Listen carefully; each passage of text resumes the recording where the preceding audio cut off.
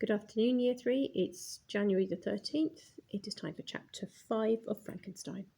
Quick recap. Victor Frankenstein made a monster, scared himself silly, ran away, and so did the monster. And he's met up with his friend Henry Clerval, who now is looking after him because he was in a bit of a state. Okay? And when they get back home, there's a letter there. And it says at the end of Chapter 4, one of the letters ended my short time of happiness. So, what's the letter say? Chapter 5. The letter was from my father in Geneva, that's in Switzerland. And this is what he wrote. My dear Victor, I want you to know, before you arrive home, that an awful thing has happened. Your dear youngest brother William is dead. He was murdered. It happened last Thursday evening when Elizabeth and I and your two brothers, Ernest and William, went for a walk outside the city. William and Ernest were playing. William had hidden from Ernest, and Ernest asked Elizabeth and me to help find William.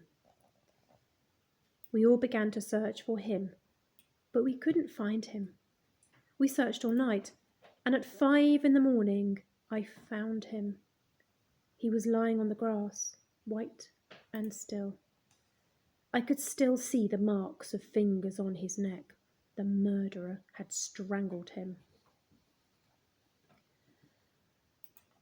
Elizabeth had let him wear a gold chain of hers around his neck. On the chain was a very small picture of your mother. We all think that someone murdered William to steal the gold chain.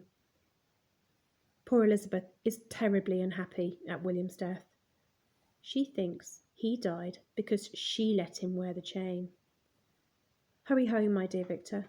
You are the only one who can help Elizabeth, and we all need you. With all our love, your father. Now, Elizabeth was Frankenstein's adopted sister, and she's really unhappy there. What's she doing? Oh no, it's a coffin, because in that coffin is Frankenstein's murdered brother, and they're in Geneva. So poor Elizabeth is terribly unhappy at William's death. Right. It says, Henry helped me to catch the train. The journey seemed very long, and it was late before the train reached Geneva. I decided to spend the night in a village outside the town and go home early in the morning. I wanted to see the place where William had died. As I started my walk, a storm broke and lightning lit the sky.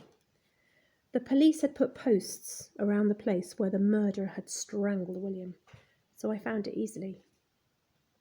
I cried sadly as I stood there. My poor brother had been a kind and happy boy, and we had all loved him. Again, the lightning lit the sky, and I saw a huge figure standing in the rain. When I saw it, I knew at once what it was.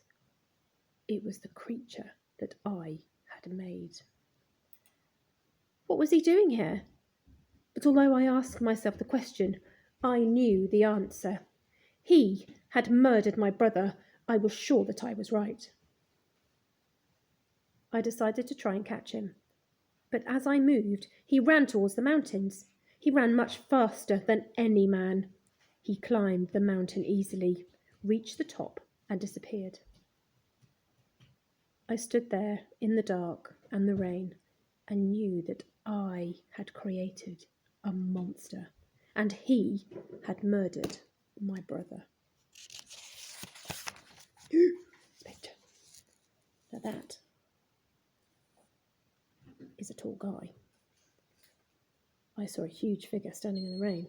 It was the creature I had made, and he's looking quite savage and very powerful.